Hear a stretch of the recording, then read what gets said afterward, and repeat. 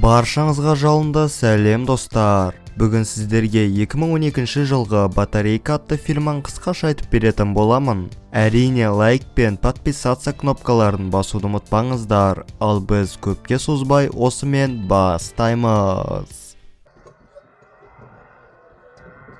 Қауіпті вирустың кесірінен көптеген адамдар қаншер зомбиға айналды. Бірақ Микки мен Бен атты бейсболисттер бұл вирустан аман қалған болатын. Екеуі әртүрлі елді мекендерді аралап, барынша зомбилардан қашу үстінде. Осыған дейін Микки досы Бенмен бірге ата-анасының үйінде түнейді. Үйде тамақ біткен кезде оларда итті жеуден басқа амал қалмаған екен. Өкінішке орай бір күні зомбилар үйге кіргенде тек екеуі ғана үйден аман шығыпты. Сол сәттен бері Бен жабық жерде ұзақ уақыт түнеуге толықтай қарсы. Бен жаңа өмір салтына толықтай бейімделген жігіт, ол бәрін назарында ұстап жүреді және өз жағдайын өзі жасай алады. Ал Микки болса керісінше, дайындық көрудің орнына өзінің плеері мен жалғыздықта ән тыңдағанды қатты ұнатады. Микки тазалыққа өте мән береді екен және үнемі рухани дамуға ұмтылатын жігіт.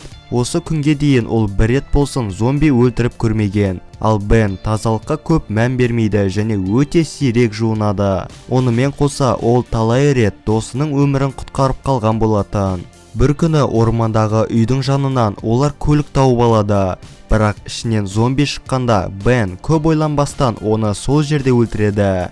Қуанышқа орай көлік жүріп тұр екен және екеуі саяхаттарын енді көлікпен жалғастырмақшы. Осыдан кейін жігіттер Миккидің марқұм құрбысының үйіне келеді. Сол жерде Микки құрбысының іш киімін естелік ретінде сақтап қалмақшы. Екеуі керек жарақты жинап жатқанда Микки бірнеше күнге осы жерде қалуды ұсынады. Өйткені бұл жер қала сырты болғандықтан тыныш сияқты. Бірақ Бен оған келісетін емес. Жақын жерден олар еркін жайылып жүрген малдарға тап болады. Өйткені бұл вирус жануарларға әсер етпейді екен. Бен досын қорқытып, құлақ қапты шешпесе зомбиға жем болатынын ескертуде. Құрбысының үйінен Микки 2 рация тапқан болатын. Оған батарейка салғанда барып, рациялар іске қосылады. Бір кезде екеуі рациядан Энни мен Фрэнктің әңгімелерін естиді. Оларда вирустан аман қалған екен және бірін-бірі Орчард деп атайтын болып шықты. Микки тез арада олармен байланысқа шығып, өз базаларына алуды өтінуде, өйткені олардың да пайдасы тиюі мүмкін. Ашу үстінде Фрэнк базада бос орын қалмағанын жеткізеді және Энниге оларға жауап бермеуді бұйырады. Микки тездетіп жаңа адамдарды тапқысы келіп жүр, бірақ Беннің ойынша бұл мүмкін емес. Бірнеше күн бойы Микки рация арқылы Эннимен байланысқа шығуға тырысады, бірақ ешкімнің жауап беретін түрі жоқ. Микки Орчарлерді табу үшін жақын маңдағы барлық үйлерді тексеруде, бірақ үйде жүрген адамдар емес, зомбилар екен. Жас жігіт қорыққаннан көлікке кіріп есікті құлыптап алады. Бен болса олардан еш қорықпай, екеуін дубинкамен соққыға жығады.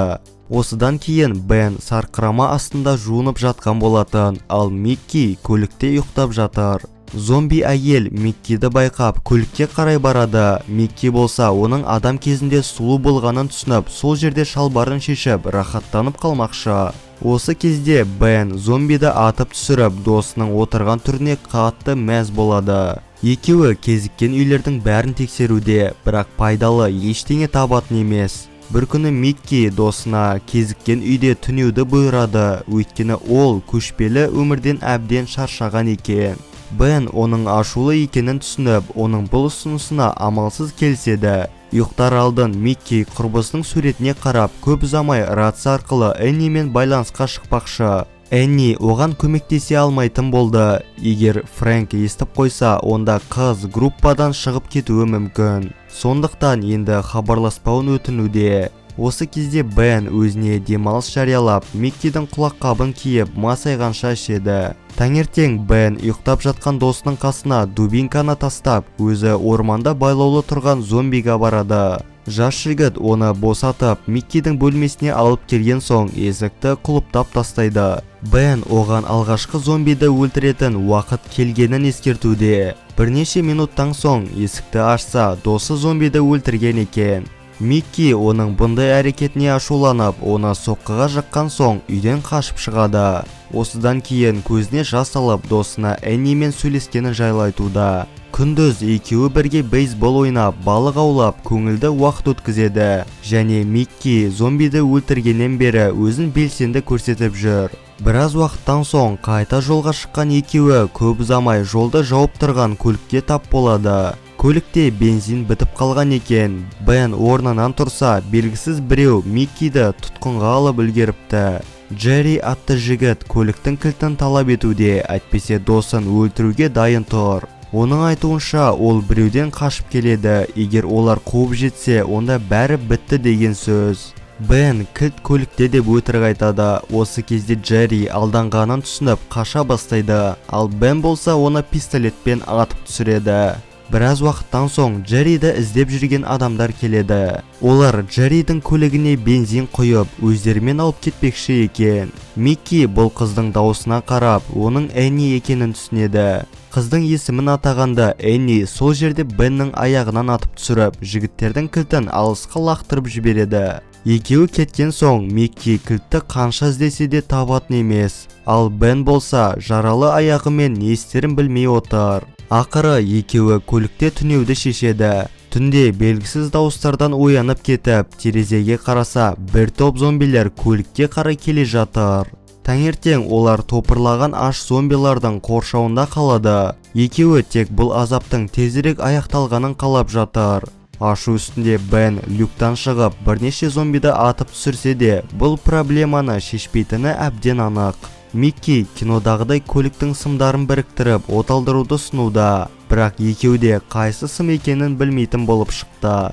Бен бұл жағдайға досын кінәлауда, өйткені Энниді атамағанда бәрі былай болмас еді.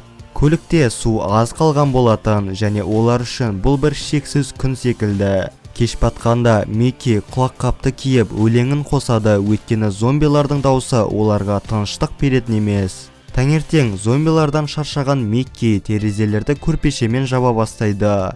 Осылай бірнеше күн өтеді, ал су мен тамақ күннен күнге азаюда. Екеуі масайғанша ішіп, біраз сабырға келмекші. Енді олар бір шешім қабылдамаса, онда осы көлікте аштан өлуі мүмкін. Микки зомбилардан барынша қашып, кілтті тауып көрмекші, ал Бен болса көлікте қалды. Біраз уақыттан соң қайта оралған Микки кілтті бәрібір таба алмапты. Бірақ ең жаманы оның саусағынан зомби тістеп алған екен. Не істерін білмеген Бен оған тез арада көліктен шығуды бұйырады. Ал Микки болса көлікте қалуды өтінуде, бірақ көп ұзамай Бен оны атып түсіреді. Ашу үстінде Бен қатты айқайлап, ақырындап есі ауыса бастайды. Жас жігіт рация арқылы Миккидің өліміне Энниді кінәлап, енді олардан досы үшін кек алмақшы екен. Соңында Бен өзінің жақсы көретін өлеңін қосып, зомбиларға қарамастан көліктен шығады. Осымен біздің Батарейка атты киномыз аяқталады. Достар, видеоны соңына дейін көргендеріңізге үлкен рахмет, және де лайк пен подписаться кнопкаларын басуды ұмытпаңыздар. Ал ендеше келесі видеода жүздескенше сау болыңыздар.